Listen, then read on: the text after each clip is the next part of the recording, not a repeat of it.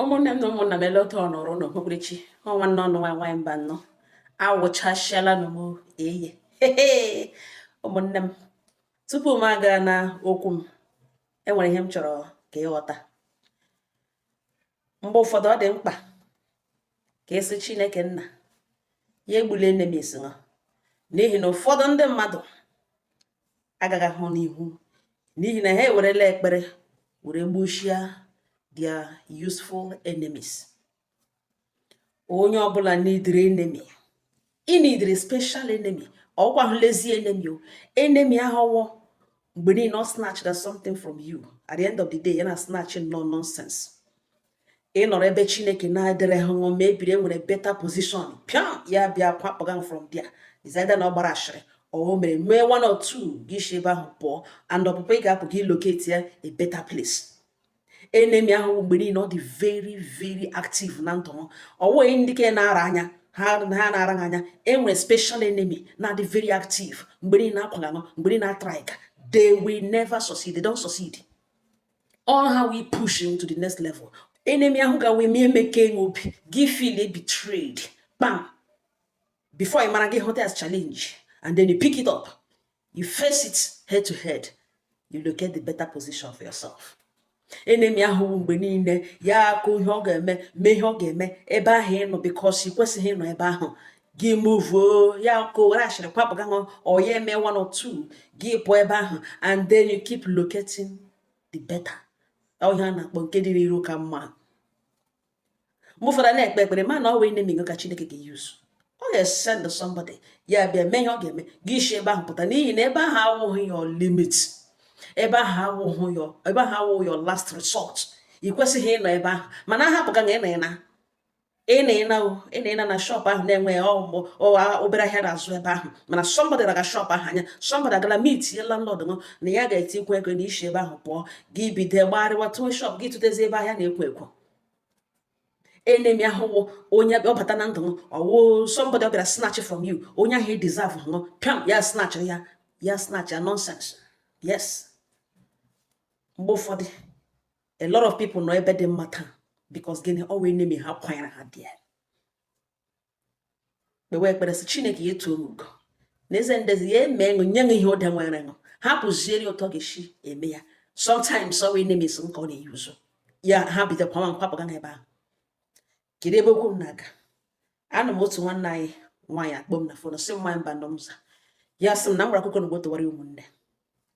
n'ọnọdụ ledela akụkọ enugbo ene na ndụ obere nwa nọ ndịla anyị n'ụlọ lee ma nwere ka ya pa ya gaa n'ihu sị m na nne na nna ya mụrụ ya naanị ya ka mụrụ okoko ya na mpa ya na-asị na ọwụ otu mkpụrụ nwa ka ha ga-atụkwụrụ ebe a na ọwụghị otu mkpụrụ nwa ka a ga-atụkwụrụ ebe a na mgbe niile mma ya na mpa ya na-eyi eko ọgịnị na-ese mpa ya na-etereti na mma ya mgbe niile ya ga-alụ nwaanyị ọzọ ga-amụrụ ya ọmụ na ya agaghị ama otu mkpụrụ nwa tụkwa otu mkpụrụ nwa ebe a na ọgịnị na ọ na ọmụchana ka ya lụkwuo ya nwaanyị ọzọ. Mama ya nakwa na edifend onwe na ọ chọrọ ịga alụrụ nwaanyị ọzọ ga-alụrụ nwaanyị ọzọ. So na o chefuchara na ahụhụ niile ya bụ na otu mkpụrụ nwa na ya emere onwe na ọkwa ya mgbe ya na ya na-eme ngala na ememe ọsọ ga-ewepụ ga-eshepụ akwa eshekọtara shifu otu ahụ eshefụrụkwa ya ka ọ mụrụ ugbu a na o teretụ na ịga alụ nwaanyị ọzọ otu a ka mma ya ga-ebe finally mma ya ada ọrịa rịawa nwụọ ya nwa dị 8 years old mgbe mma ya nwụrụ ka mma ya nwakwara nwụcha orudo 1 year finished ozugbo agbapụrụ akwa mkpe mma ya after 6 months orudo 1 year 8 months ọ bịara about papa ya alụọ nwaanyị ọzọ lọbatazie nwaanyị jiziri ya mere nwaanyị ji emere special maid. In fact maid na-amaghị ebe oshi agaraga pikiri na gota or somewhere wee princess compared to ihe ya na-agabiga n'aka this woman na papa ya nna mụrụ ya. Mpa ya kpoga ya ugwo ihe ọbụla nwaanyị nwunye egwere ihe ọ na-eme ọkụkọ even nri ọnụ iri ọnụ te problem. Ọ ya ka o si nwekwe nri ọnụ n'ala ahụ Chineke na-emeri ebere. Enwere one woman ya na amama ya dị na mma mgbe mma ya dị ndụ. The woman okpokete ọ na-enye ya advice mechaa sị ya na ya agụrụ bịa ya ọ na-enweghị ihe nyere na ya bịa n'ụlọ bịa rie nri ya kwere ihe nkwene oji enwere agalige the woman, even though na the woman nwere domestic staff na agalige ya oji n'ihi na enwe ihe koro n'ụlọ ya na agụrụ gụwakwana ya agakwana nga ahụ ọgwa chef ya that na mgbe ọbụla this girl bịara ebe iri nri na onye eri korie ọ na ya na-agwa na ihe ọbụla ọsọ ihe ọ riri na onye eri ya. So ya bịakwa na ọ bụ na the woman nọ n'ụra ya nye hala chef sign ọchịwa bakwa nne nwere dish eri jucha afọ na ọ ya kpatara ihe a niile nwunye nna ya na-enye thinking that ya ga-abịa dịwa ma nourish ọ bịa tawa ahụ na ya na-ata ahụ ya bịa wee shie ya ekwechiri ọ mahụ na enwe bịa na gị eriju afọ. Ọ ya ka ihe a megidere ha emegide destin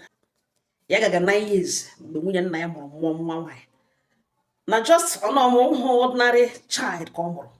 na ihe ọ mụrụ na ọhịa na-akpọ mkpụrụ mma na nwunye nna ya mụrụ beauty na nwatakịrị magidere mma tụọ ntị na na-ele ya ele from mgbe e kunye n'aka onye kulite na-etisi ya lekwana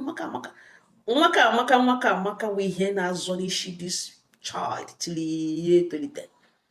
ya na-eto mma ya na-adịwanye na add up ya na-eto nwatakịrị na-ama ị gaghị agafe ị hapụ eso na nwaka amaka ebe ọbụla e kwuru ya gị ihe na-akwụrụ nwaka amaka amarasị the woman as that woman mụrụ fine baby ya atọnụzie to special made this baby na ọwụghị obere ihe. Ọ ya ka ha na-etole na nwatakịrị na-eto ahụ abịadịrị ya too much isi ọnụ n'ala abịadịrị ya too much step sister ya na-etokwanụ ka ọ galitere isi nwunye nna ya atọ ahụ ime mụọ nwoke mụọ ha ọzọ nwa nwoke o ji ụmụ nwoke abụọ otu nwaanyị mana otu nwaanyị ya ahụ mere amara ma nna ya ma nwunye nna ya even ya onwe ya because the girl mara mma too much. Ha na-eto enwe ihe nwaanyị na-eme ọ ya na-eme ihe niile onwe ihe ọ na-arụ ọ ya na-arụ everything onwe ofu mkpụrụ ihe ọ na-eme at the age of 8 oricha ihe ọmaghị ebupe efuru jiri na ọ ya nwa na be eburu efuru jiri na ọ ya nwa na serve ya na-ebupe efuru jiri na bido pawa nwa nụtara ka akwa enwe ofu mkpụrụ ihe a kụziri ya nọ na-ata ahụhụ ihe niile ya ga-eme oji ya tagidere ahụhụ rute ya weta aka 20 years shi ebe ahụ gbapụ ọ bịa dịwezi too much nwa ya toro eto na-ejizi oji na-aghara edizi ya ka ụmụaka jizi ya like nwa ya toro eto ya dị nwa ahụ ga-adị ebe 12 years na mana ihe ọbụla na-agwa ya okwu ya dị 20 years mgbe ya shi n'ụlọ nna ya gbaraga enyi ya nwaanyị kpụrụ gawa Lagos si na ya bịa mụọ ọrụ ya bịa mee ka ebe ka ọzọ erute ebe ahụ ebe ya kwesịrị ịga mụọ ọrụ ya enweghị onye na-ana ya na shọti ejikwana ihe ego rụwazi ọrụ sales girl na shopping mall nọ ebe a ka ya hụtaziri ego ya eji zụwazie ụmụ oruru petipeti ahịa na-ere ma perfume ma gịnị gbosa nwee shop na-ere ma hair product nga ka ya na-ere ibidozie si mba ya tiga sales person na onye ahụ ere kpọọ ya mgbe ya na-eji emepezi ebe ahụ ọwụ anytime from 5 o'clock ya lọta from ọrụ sales girl ya from shopping mall ya lọta ya emepe shop ya and then Saturday and Sunday ya na-emepe chukwu na-emekwere n'ebe ihe ya tọtọrịtara ebe ya were na ad before ya mara ya nwetazie a bigger shop gbo ijuo yezie ma wivon ma gịnị resign zie from ọrụ ya arụga na shopping mall n'ihi na salary ezugirizi ya shop ya nyegezi ya mọdara ihe akwụghị ya ebe ahụ na ọ nga anọtara ka ya nọ na-azụga ahịa. Mana o nwere one thing with them papa ya nwere height ya nwakwana nwere height step sister ya nwere height beautiful height wa akwụrụ straight kwụrụ nwee figure dị shape nga anọtara ka ya nọ bịa hụ a young man dịkwara tall hụ ya couple because of height ya ọhụ ya like ya na ya abụọ egwuregwu from ịkpa nkata egwuregwu from your friends ha dị in love ya nwa dị deeply in love with the young man. Ebido yiwa ke nwoke nwekwara business ọ na-eme nwekwara nwa fine flashy car ọ na-agba o mega ọfụma for himself ya makwana the independent ya megakwana ọfụma for herself ha abụọ unite zie together na-emezi build wezie ihe efiliri n'ọfụju ọ ya ka ọ bịara bịa gwa ya ga-alike ịga hụ ndị nwunye na ya chọrọ ịbịa hụ ndị nwunye mgbe ihe na ugbo na-eme na ya dị 32 years old na mgbe ya na this guy mega this thing ugbo ya dị 32 years old ọ bịa gwa ya na ya chọrọ ịga hụ ụmụnna ya chọrọ ịbịa ka ya bịa kwụọ ụgwọ isi ka ha lụọ na enweghị ha na-ewesịrị time na ọ hụkwara ha na-aga n'ụzọ pepa na-ele ha na ha na-akpọ ha, ụfọdụ na-akpọ ha na ha wụ siblings, ụfọdụ si na ha mara mma together as husband and wife, so na enwezighị ya na-ewesịrị time ka ha gaa lụọ. Obiọma kpacha ya gwa ya sị ya na ya chere na on her birthday ka ha gaa that ije, na o tele ya hapụrụ ụlọ ha, ya kochakwara ya ihe niile, iche ya niile, ya kore everything, na o tele ya hapụrụ ụlọ ha kemgbe, na ya ga-alaiki ka ha gaa ije ahụ na birthday ya na-abịa na ngwa ngwa, ka o were na-echeta ije ya na abụọ mgbe ọ bara ịlụ ya. Ọ si oke, ruo that very day ha alawa.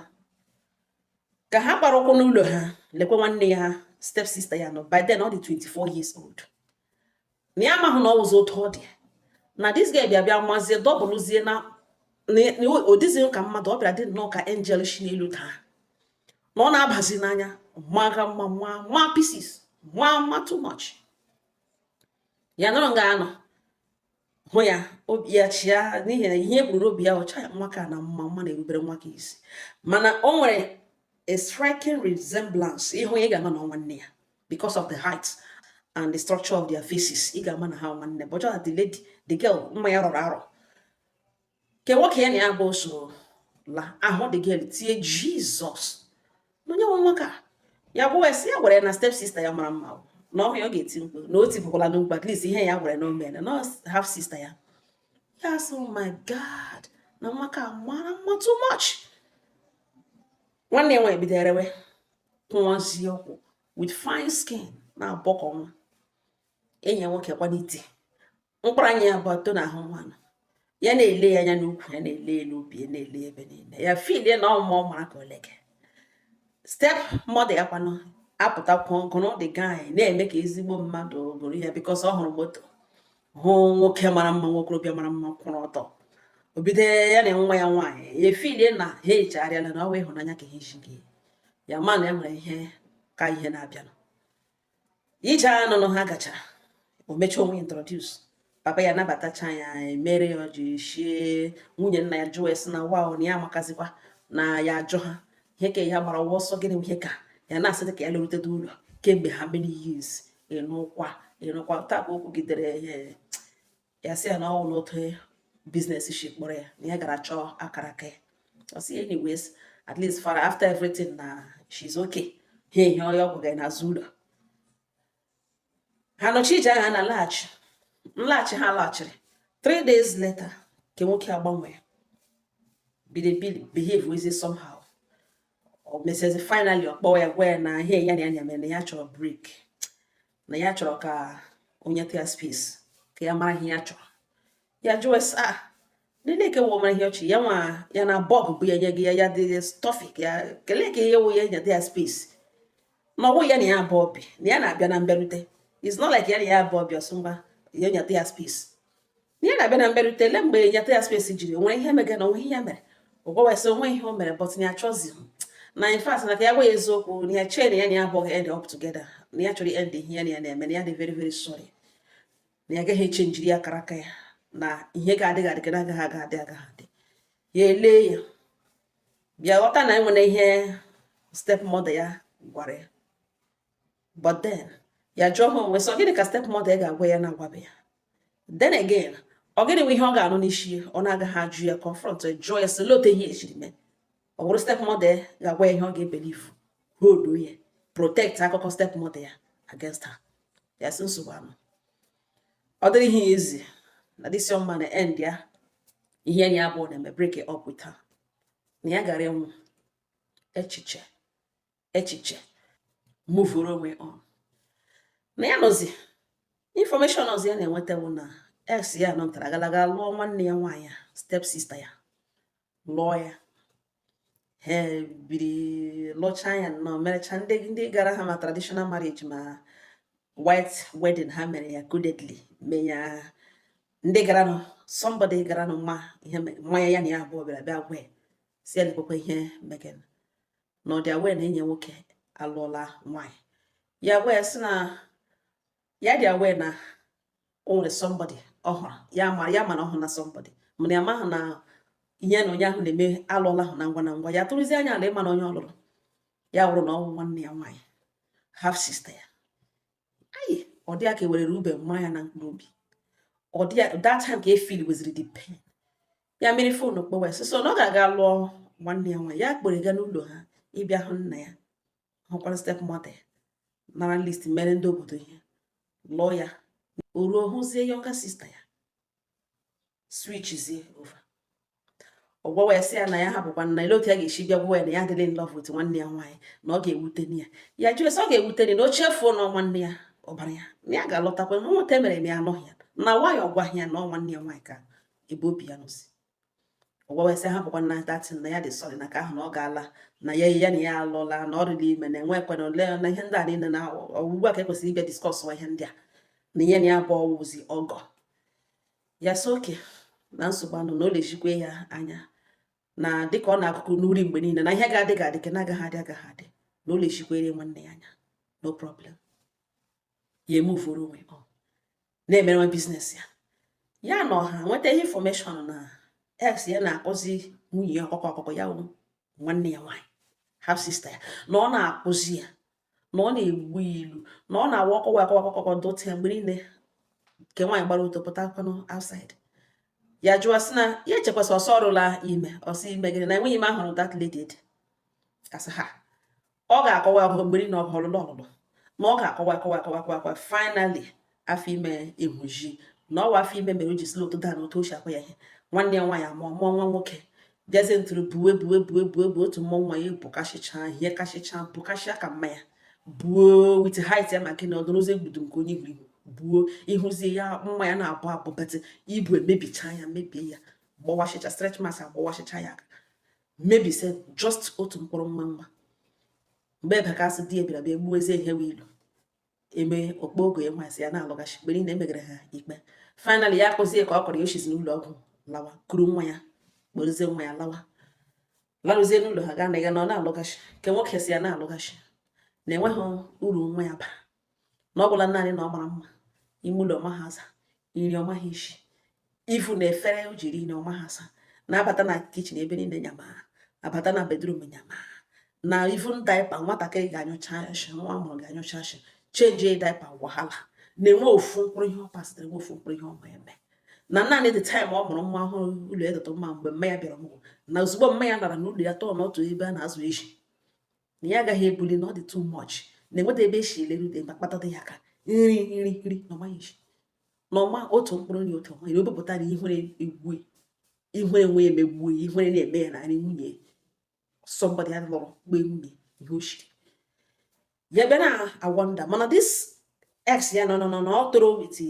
na ọ nwaanyị azụ ya ọ gịnị meziri nwa ifu na nwa ya onye ke mara eshiri onye ke ma meke ma nwa mụrụ amụ ka ọ pasịtara na ọ weta ka esi wela the girl ya sị ya na-alụgachi buru erishakwa ya n'ala ya alụgachi kpụrụ ha ndị nwe ha ga nara ihe akwụrụ n'isi nwanne ya nwaanyị makpuruzi n'ụlọ witi nwa nwoke ọ mụrụ ex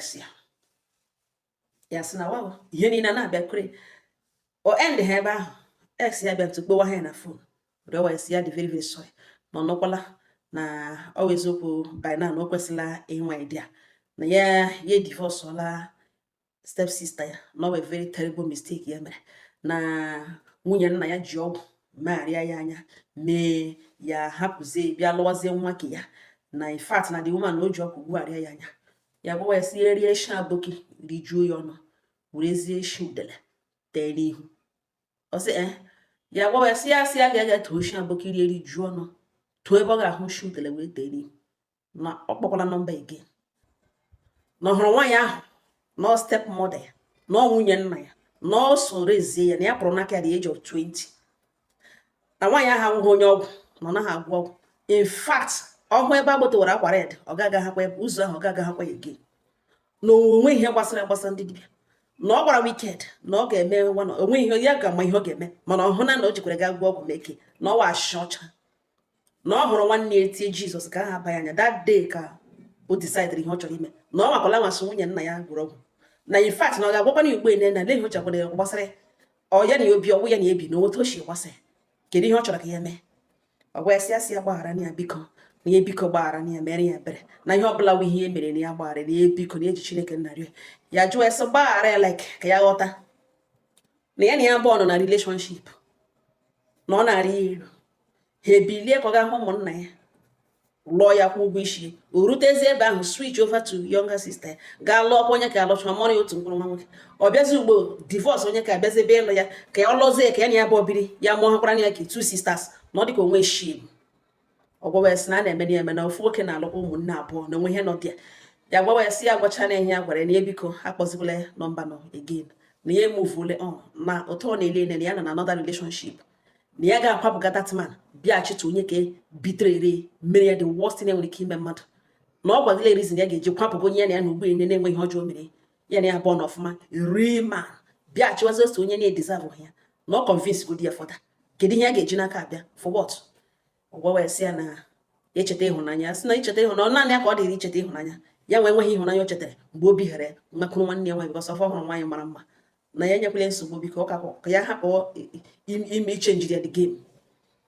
ya gbanye ọfụ na truly na enwere nwokorobịa ya na ya abụọ nọ dị good ya na ya abụọ nọ na relationship ha na-emege nwenye ha na-eme nwanyị ha ya gochara ya everything ọgwụ ya sị na wow ha nwoke kai na jenda ya na-emechikwa ihe ike na-ekewe gara ịlụ nwaanyị hụ nwanne nwaanyị switch over na wow ha nọrọ na ọma ije ya ke na ọma ije ya ọfụma ọfụma na omega ọfụma karada onye ka ex ya na ọ dị oke na ihe ụfata o nwere ihe niile a na-achọ na nwoke na ọ dị oke wụrụ nwoke wee kwuo si ihe o kwuru n'ụkọtụ ihe ọ na-ekwu n'ihe ọhịa ọ na-ekwu n'abalị rie ma na ọhịa na-akpọ ọbịa propose na ọba nwere ịbịa waste our time na ka ha ga end ya up together ka ata ya dị not ya ekwere ha banye ha moto lawa ha ụmụnne ya bechabe bikoro na onye ka dị mbụ mara ihe niile ọ ma nwunye nna ya ọ ma na in fact na the woman onye kwesịrị izere ezere na onye nke anọ amamihe ya na ọ dị very very rich ka ha larutere ome onwe introduce ọnwa obere ihe nwunye nna ya agwawa ya sị na di ekele na ọrụkwa nnọọ mma kelecha na ọ dị welcome na in fact na ọ batawa na ọ dị welcome na ọ bịawawa na anabatara wite obi ọchara ya bịawawa na ya bịawawa bido ihe echi ọchị ahụ ọ chịrị mgbe ya kpụrụ kembụ lo n'ihi na ya kocha na onye ka everything kelekwa na abụghị onye ọkọ ọchị ke denwekwara paakị ya kulie ọfụma fesie papa ya ya na mpa ya diskọs ihe nwoke na nwoke okwekwere ihe eri nri ọgwawa ya sị ya na ọ nọ on drugs na enwere ọgwụ ya ṅụrụ ya ṅụọ ọgwụ ahụ ya naghị eri nri ọ bịa gwawa ya sị na ọ dịkwa shọ na ọ bịara ịlụ nwaanyị na ọ bịaga n'ụlọ nwaanyị ọ chọrọ ịlụ for the first time o kweghị eri nri na gịnị ka ọ pụtara mana o werere mmanya bịa ka ha ṅụọ mmanya mana nri iwu ihe ọ na-ekweghị iri ya gwawa ya ya jụọ nwunye nna ya sị gịnị ka o shiri ya asọwụ ya eshiri ofe egusi na akwa okporo na ha na-alọta na ya eshiri ofe egusi dị mma ya gwawa ya na o mebiela ihe niile na ọ naghị eri egusi na ya dọ nwere na ha nọrọ kparịwa ka ya gbabaga n'ime ahịa gaga zụta ihe a ọgbọlọ bịa mee ya draw soup na ọ na-alaiki draw kara egusi ya gbaba oso gaga were obere ego ya na ka zụta fresh ọkọrọ lọta nwunye nna esi enye ene ka eshie ya gwa ya sị na ọ ya maka a bịara bịa ịlụ na ọwụghị ya na ọwụ na ya chetara prọparị na ọwụhụ nne mụrụ ya n'afọ ihe na ihe ọnụ nwunye nna ya na ya chiri shiri dis guy na ọ gaghị ajụ ya why na ya amaghị o shiri shitere shiri ka ọzọ ya kpọrọ olokwu shige kpọrọ ga nwa ya na olu uzole right ishiri onye ọbụla ya kpọrọ di eri maka ya eji aka ya shie ọ sị na ọwụ na kichin ya ka ọ ga-eshi gwa sị na ọ na kichin nna ya ka ya na-eshie na ihe ya wụ n'ọnwụ nwa amamụ na ọ chọkwa ka ebupụta okwu na ga-ebupụta okwu na o filikwere ya wụ maka ya wụhụ ụmụaka na ọ pushikwere na o pushile ya nọf ọsị ya ochioro na ọ kwadoro akwado lijekere ya baga n'ime kichin ga na mebute fresh ọkụrụ bupụta ya na nke nwoke rie ọ na ịga na-ekwu ha anya nwa ya nwaanyị kwana nga ahụ ọ nọ n'oche dubaga n'oche nga ka ọ nọ bilitere ebilite okelekpere ihe ọ tụpụrụ ihe ọnụ ma mmadụ batatara okele ke nwoke ya jọsọ na ịga n'oche nga shere nwa ya ndowe n'akụkụ ya na-agba ya kwara ndewe n'akụkụ ya ha abụọ na-kuru nwa ya du shashicha oche ya utere ya akọvacha evriwi ya bukashicha ukwu ya akọvacha oche ya bukashicha shashicha ebe niile buo ekuzi ume n'elu elu ọ tụpụrụkwara ya ọnụ ya tụpụrụ ya ọnụ na ọnwa ya toro eto ọnwụ na ya ga-ekele ya ke nwoke ya kpụrụ akparịcha wite nna ya papa ya sị na ọ dị highly welcome na ọ dị oke na ya batawa na sọ ofe nwa ya sọ wonyara ya mma no problem na ya na oteshinara list the day mege ihe otu akwa ka nwanne nwaanyị gara aga dugbo aga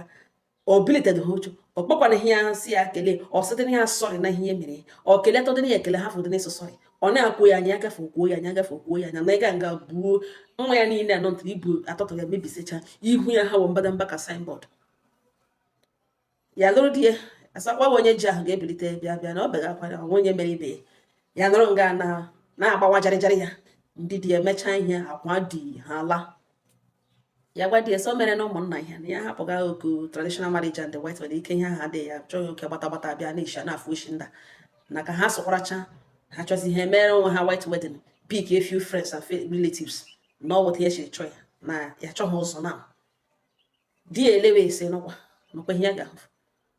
nọ ihe o kwuru ya sị na ọweta ya chịrị chọ ya si na ọweta ya chịrị chọ ya azụ oke ngwa na nsogbu anọ ebe a ga-emechakwa mee ya mgbe ọ bụla ọ dị redio ka eme ya na o metụrụ ya ka ha eme na ọ di ya nọ ntara otu ga ya na di ya lakpuru nwanne di ya nọ ya uke akpọwa di ya na fon si ya congratulations na nwunye ọnụ di ya ya sị ya were fon nye ya ekpowe tiwe ntị kelewe ọgwawa ya sị na o mere nọ na ọ natakwuru ojie ya sị ele di ya sị na ya natara ojie di ya nye ya sign ya sị ya natara ojie ntị kelewe ya sị ya shut up na enweghị ojii ọ natara na ya mana nwanne ya nwoke a ga-eji ojii ahụ na ọ gaghị anata ojii ahụ hapụ ikpe kelee ọ gaghị eche mgbe ya kpere ya ndị fil ya wụ machi na ọ ya nwatụrụ di na anyways na ka ahụ na ọ ga-ala na mgbe ọ bịara ya UK ya enye ihe na-enye ya anụta wan isi ekwuo ya gbasa nsị ọsị gị na ọsị ya na mgbe ọ bịara UK na ya asị ka ya gwa ihe na ugbo na ntị n'ihi na ụmụ nwoke a na-anọcha ntị na ya nwakwara nwa dịrị ime na ya dịbekwala ime na ohodo ọ ka ya mee na enwere ọfa pụtara na ka ya mejiere na di ya akwụkwọ ha bịa UK ebe na ha ebido mụnwa nwa ha na obido dịwa ime ya etie obiọma akpa ya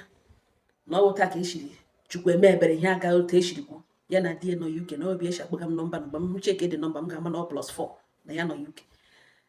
na ya na di ya by the special grace of God na ha ji ụmụ atọ na nwoke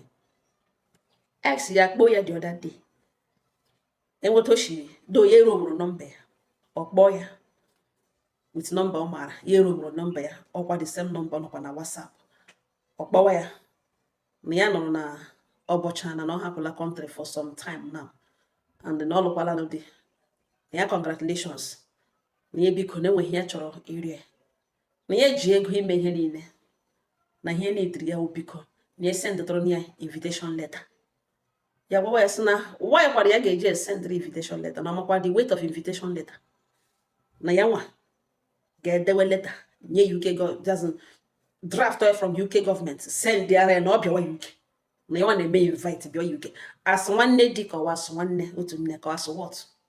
ọgwa esi biko na ya mere ya ebere ka ya bịa chọwa akara aka ya dee na ya biko na ya biko ihe ọbụla ya mere ya gbaghara ya na ọsọkwa ya rịọ di ya na ya gaghị abịa ya ga-abịa saịdị ha na ya gaji ọsọ gbawa dọọ ka họzụlụgwa na ọkwa mana ya na nwanne nwaanyị hụrụ nwa na nwa ahụ na a ga-azụkwa ya na ọhụrụ na nwanne nwaanyị na otu oshi dizi na ọ dizi completely useless nọ maka fuchọ nwa ya jụọ eso na ebere ya akwa nwa ya eji ụgwọ fuchọ nwa ya na ụdị ọ mụrụ nwa na ya nwa mana ọ mụrụ na ọ ga-eteke care of nwa na otu ọ na-akpọ ekọlụ mgbele na ya ji ụmụ atọ di ya ji ụmụ atọ na ọ responsibility ya na di na ọmụ nwa na ọ ga-eteke care of nwa ihe ọbịa chiwara back to ha ịbịa ọ ya nwa ga-azụrụ ya nwa ya kedu ihe gbasara ya gbasara na ọ ga-awa mụta ọchị eme mgbe ọkpọkọla nọmba again ọgbanyụ fon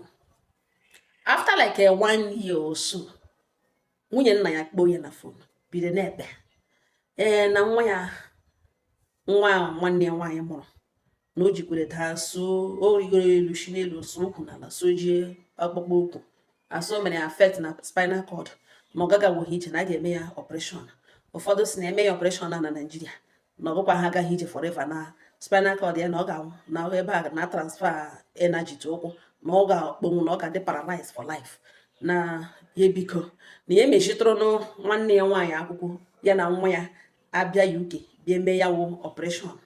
na ya gana ha sị ya na ọ bịa kporo dị nwa nke awa ga-agbarịwa n'ụlọ ọgwụ na ọ gaghị ahapụ ọrụ ya gagwa n'ụlọ ọgwụ mana ya kporo ya na nne ya nọrọ n'ụlọ ọgwụ lekọta wee na ya biko mere ya ebere zụọrọ ya nwa ya nọ ndụ na ya biko na ya hụ ya sị ka ya rịọ ya biko mere ya ebere ya jụọ sị na ole ihe o ji chee na ya nwa ga-emechiri nwa ya nwaanyị akwụkwọ kpọfeta UK kporokporo ma nwa ya bịakwa ebe na tige nwa n'ụlọ ọgwụ eme ya operation ya kwụ ụgwọ for what ọgwa sị na ya biko na ya mere na ya ebere na ọkwa na ọ dị mba akpọrọwa ndị mmadụ aga UK and ihe o ji na-ekwuge destin wụ ụmụ ya atọ ya mụrụ na onye bịara bịa ele ya ọmụgwọ na UK na ọwụ nwa that woman ahụ nọ na-enye ya nri mgbe mgbe ya chọrọ ya rịọrọ di ya si ya ga-achọ ikpogote nwaanyị a ka ọ bịa nọnyere ha ọ sị no problem emechiere that woman akwụkwọ merie 3 months visa ọ bịa nwaanyị a lere ọmụgwọ ma nwa ya ke mbụ maka abụọ maka atọ so na ihe na-afụ ya ọfụ ọhịa o ji n'aka na-agwagazi ya na ya dị mgbe emere ya ndị mmadụ na ya kpofede ya kpụ ya zọọ nwanne ya ndụ nefiu ya biko ya gwa ya sị na ihe ugbo okwu gị na ihe onye nwa kwesịrị ịgwa ihe ugbo ele na nwanne ya nwa ya kpọbede ya sị ya na ya dị sọrị fọ ịnara ya di ya kpọrọlo ọlụwa obebeda ọnụ si ya na ya dị sọrị ya kpọlọtakwakwa nwoke ọzọ o wepụtara ha ọnụ kelee di ya ọ nọ n'okpuru ime ya ka a nọ na-eme ihe ofere nga alụ gị nwanne ya nwaanyị asali onwedị otu o si sọpọtụ ga n'oche nọrọ na-aghara ya anya nọrọ n'oche na-akwụ ya anya ka ọma na-ekele okele ya ọwa onye asị ya kpọrọ nwa meziere ya akwụkwọ kpofete ya uke ya na nwa ya bịa eme ya ọpreshọn ọ sị dị ihe sendara ya ego enweghị ihe nwe ya sọpọtụ ya ga-enye kama na ya emeji akwụkwọ na asị eme na Naijiria nwatakịrị agaghị ije na ole ke gbasara na nwa ha ọnwa ha nna nwunye nna ya na-ebe papa ya kpoo ya si ya na ada nna ya biko ya gwa ya si biko merekwa ada nna ya gaa front na ya biko mere ada nna ya ahụ na ụmụ onye wa ada ya na o nwere nshi okwuru na ya ma ada ya na o merekwa ada nna ya gaa front okpu hakwara nọmba pa ya si elekwere mgbe ha kowekwere elekwere mgbe ya si mgbe ha kowere wo the day mama ya nwụrụ na ya hụrụ tembe ya shiri nwụ mma ya nwụrụ gbọdụ ihe mkpepịa ma ọ ga lụtazie nwa na ọ na okpuru ime ka a na-eshi ọnụ n'ala ada nna ya ka ya na-eke ebidokwere n'ele isi ya gbanyọ mpe fonu na ntị na ọ bụ ebe a ka okwu na ugbu ede now o sendịara ya meseji na WhatsApp na ya ga-eluzu nwa ya ka obi dị ya mma na ya adịghị proud of ihe ya mere na ya amaghọta esi ebido asị ya sọrị na ọ bụrụ na ọ gaghị azọ nwa ya ndụ na ya ga-eluzi ya na ya ga-ahụta ya na ọ wute Chineke shiri dee mana o burukwe n'obi dat na ọ nwere opportunity ịzọ nwa ya ndụ na ọzọ hụ nwa ya ndụ na enweghị onye mgbe echi na m jụdo elu unu na ọ wụrụ m ole ihe ị ga-eme ya reply ya sị na ọ bụrụ na ọ ikpofete ya na nwa ya UK ga-azọ nwa ya ndụ na ya nwawa mother failed already na o buru ụzọ choose na nwa ya ga-anwụ because ọ na ya support of which ekwesịghị inye ọ bụrụ na ọ sị ya na ya need support ya mara ihe ya ga-emenwu mana ihe ọ na-agwa ya wụrụ kpọpụta nwa ahụ UK na ọ gaghị awụ ka ọkwa na ya anọghị UK ọ gaghị akpọzi nwa ya ụlọ ọgwụ kọma ọ na-ekele hụ ya lọ ihe niile o mere ọsụbedị ya sọrị ọ bịara esendịrị ya meseji o teretịna gị na ọ mụrụ ya nwa na ọ na-ara nwoke bịara ịlụ ya na ya bụ ọmụ nwa were ha ndụ nwa na-abịa front ya n'ihu ya zọ ya zọ na ọ ya wawu Chineke na-enye nwa in fact because of otu o si present okwu a ọ sụdịghị ya sọrị ihe ọ bịa gwa ya amaghị otu esi ebido asị ya sọrị because ma otu esi ebido asị sọrị ma otu esi asị sọrị na mgbe o rukwa ihe ọ chọrọ ya kpọghakwala nọmba again na m jide elu na that woman na-abịara ya ọmụgwọ ọ ka ha galagharịa the woman akpọzie ya si ya na enwe aka ya ga-enye ya gwazie the woman na ndị ahụ anaghị ego na because na ọ na-abịa ele ya ọmụgwọ na ha asị mejiere ya na di emejiere ya na nwa ya nwoke ahụ akwụkwọ gbofeta ha UK na ọhịa ha chọrọ na enide ego na chọọ ka eme the surgery na Nigeria na ya agaghị enye nke ya na-aga ebuli ya ga-ebuli that type of project ga-ebu dị n'isi ikpọta nne na nwa ha bịa ha n'ụlọ ọgwụ ebe bịa mee nwa ahụ surgery ha kwụọ ha ụgwọ it's not like enwere ka ha na-enweta ihe a kpụtagara na ya kpụrụ ga alụ gị send for what the woman so no onye kwuru ihe ke na nwere ezigbote ha ụlọ ọgwụ nụcha mana ebe ma gị na nwa ahụ taga ahụhụ na ha kpụrụ ego ụlọ ọgwụ ya jide nwa n'ụlọ nga na-eche na ọgwụdụ na inye ha ego ya gwa the woman na ọ nweghị inye ego problem na ha si esendekwula ego na naanị ihe nidiriwu na ya bịa kpụrụ nwa ka ọ hapụ iwu na ego sendịrị na ha erighị ya na enwe ụlọ ọgwụ ga-emetelie na ya mejiere nwanne ya nwaanyị akwụkwọ ya na nwa ya ha bịa UK bịa mee nwa ahụ surgery na ọhịa ha na gị the woman sochiu na ya dọwere ka ya ga tọkọtụ the woman na ọ nọchọrọ ịlụzu nwa ahụ na ọ dị ya n'aka mana ọ dị sim na ọgwa na ya ga-emeli ihe dị ụtọ ahụ na enweghị ihe nọdụ ya na ọ nwatakịrị ka na-eme na ọ ga-echeta m ụtọ na m jide elu unu na ihe ọwa onweghị painful thing kedu otu ya ga-ahụta ka otu like DSF ga-spend the money at least eme ha ego ga-eshite ya n'aka apụta na o kwesịrị ka di ya ga-akpọrọ nwa ex ya bịa the man ga-ahụta na emechara ya okay in the process of gratitude na enwe ihe gị like ihe ọbụ mmadụ ewere ha nwunye ga jakọ ha ya na ex ya ọnụ n'ihi na nna ụmụ nwa ndị ya ọ na ya na m jide elu na ọ bụrụ na ị ga-emere ihe dị otu na lee otu ka ya baa na nwatakịrị asọ dị down n'ụkwụ abụọ azawala na ọ dị down na enidritid kpọrọkwa na nwatakịrị ga ụlọ ka esendara ha ha esendị akaụntụ ka enwe nke eji ka enye ha were sọpọtụ ha sị na asị aga emeteli ya na Naijiria na ọ na UK ka ga-emeteli na m jide elu unu na enwe ihe mere nwa mmadụ ọgasị ya dagburu na ya gbara weekend too much na mmadụ ọgasịla ekpe ka ya ba na di esi ya bullshit forget and that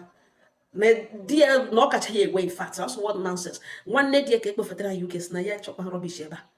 na ka gịnị ka a na-akọ na gịnị wụ ihe kedu ebe ya shi mejọ nwunye nna na video na ebere akwa sendịrị na WhatsApp na ya blọk ole still mechọgasịra another number bidokwa ebe ọ kwụsịrị nna ya kpozie ya na-agwa ya si na ya efili na ya nọkwatala na echefula na ihe a nwaanyị zụrụ ya ihe niile ọ mara today na ọnwa ya azụrụ ya tiri ruo 20 years okwere gbalaga na ọ gwara ya ka a na-ekwukwu na enwe ihe mere na ya so n'aka ya nọ n'ime nwa ya nwoke ya jụọ ya gbaba mpes na ihu na-eme na nna amụrụ nwa n'ụdị ọ na-ebe tretị na nwa ya bịa zụọ nwa ya na nwa ahụ ọnwụ fatherless na nna ya nọ ya na ihe niile ha mere ha bịa ha efilikwe na that type of entitlement like ya ghọta ya na-edede ekwe mpa ya kwuo otu ụbọchị agbanyụ fon na ntị na m jụdelu unu na ole eke ya pa na enwe ihe mere nwa na aka ya nọ n'ime ya ụmụnne m ụtọ ọsọ m shi wee gbotori ọnụ ọ weta m shi wee bịa gbotowara ya ọnụ enwe nnọọ ihe unu ga-agwa ya ọ ga-akọ kọmentị ọnụ ya na di ya ga-akọ kọmentị unu ụmụnne m ọ na-ahụ na ihe na-akpọ mmadụ snatchị rubbish m wee sị nne m ya sị nwaanyị ọma ya sị ọwụ na ha send account nọmba enwe aka ị ga-enyere ha ga-enyere ha n'ihi na nwanne m nwaanyị a by the special grace of God ọ snatchịrị rubbish that man deserve ha ọ bụrụ na okpopụga ha that man na ndụ ị na-regret ya ị na-ebe akwa ị naghị anọ ebe ị nọ today but because na ọ snatchịrị nonsense ya na mma ya ha efi lega nga kuku nara nwoke ikperolo denwere nwa ha nwa ya alụọ ya ị nọrọ gị igbe ikpere kelee Chineke na ha snatchịrị that nonsense from you ọ ya ha mgbe okwu m na-ebido you need your enemies to push you ọnọdụ a na-ekwesịrị your enemy ga-snatchịrị ya na-eme expect ka obi ga gbawa ka ị ga nwa somewhere pia gị nweta onwe na the next level a better one for that ọwụ na ha send account enwe aka ị ga-enyere ha ga-enyere ha mana ha sị na ị ga-emechirịrị akwụkwọ kpụrụ nwanne m nwaanyị na nwa ya kpọta ya UK keke m na-amahụ the level of amam ma ọ bụ na ị gaghị emeli ya eche m na enwe ihe mere nwa ọ dị n'aka akpọrọbedo nwatakịrị gị ụlọ ma ọ bụ na dọkịta cheki ma ọ na ometeghị ha sị na ọ ga-awụrịrị UK gị nwa gị lee ya nne m lee ya ebe ahụ ị nọ taa Chineke yuzuru ha nara nwa enwe ha buru ike eche bupụ ya n'ime ndụ gị enwe ike nọkwata enwe aka ị ga-enyere ha ọ bụrụ ego gị ga-esendara gị sendara ha otu ọ webere nwa ha gbapụ oso na a ga-emeteli ya enwere good hospitals na Nigeria mana ha sị ọ ga-awụrịrị UK dị nsọ na no problem mana dị nsọ na gị achọghị kwanyere onwe gị ugwu adịghị onye iji ụgwọ iji nwanne gị ụgwọ ile nwa ya ịzọ ya ndụ nwa ya ndụ ọ bụrụ ya nwawo nne ya zọ ọbịa nwa ya ndụ udo ya n'ụlọ ụkwụ na-aza ya ọ gị nwa gịnị ka ị ga-eme biko enwe nnọọ ihe unu ga-agwa nwanne ya unu tụkwasịrị na ọ nga ọha nọ n'ọnụ udo dịrị unu and ọzọ dị ka ibe obi ke nọ ngalugbo eru mee onwe gị ala ka onye iro snatchịrị nonsense from you ejiri ike ado ke nwoke nọ onye na-edizavụ nwa ọnọdụ na-ekwesịghị ịnọ onye iro m ga-anara m ya ka ị nwee ike locate the next bigger position and ekpere m na isi unu niile wu onye iro unu ga na-snatchịrị nonsense from unu ga na-snatchịrị ihe ọbụla wụ ihe unu gbakara ihe unu na-erizi unu na-edizi ihe na-adịghị relevant na ndụ unu onye iro ga na-snatch ya ọkwa snatch ya na aṅụ na ya nara n'anya ya emenanya the next news ọ ga-enweta wụ na ebe nọ na-adịbiga otu aka ọ ga-adị n'ime ndụ unu ihe ọbụla na-adịghị mma na ndụ unu onye iro unu ga na-snatch ya ọ ga-anọ at work steady na-anara ọnụ ifu n'ọnwụ otu aka ọ ga na ihe ọbụla wụ ihe ọjọọ na gị mụrụ onye iro unu ga na-snatchịrị ya thinking that all good mgbe niile ọkwa ọkụ ahụ gburu gị daiga ihe mgbe ọ fili na ịdanye na kọnkrị ihe ọzọ ga-ahụzi unu ịnọzi n'elu good ihe ahụ ọsọ wụ kọnkrịt efili ya ọkwanyere n'okwu na ọ gịrị ihe egbe kirikirikiri all good all the next level otu aka ọ ga-adị n'ime ndụ unu amen enwe nnọọ ihe unu ga-agwa nwanna ya na-agwa ya ọ nga ọha nọ n'ọnụ udo dịrị unu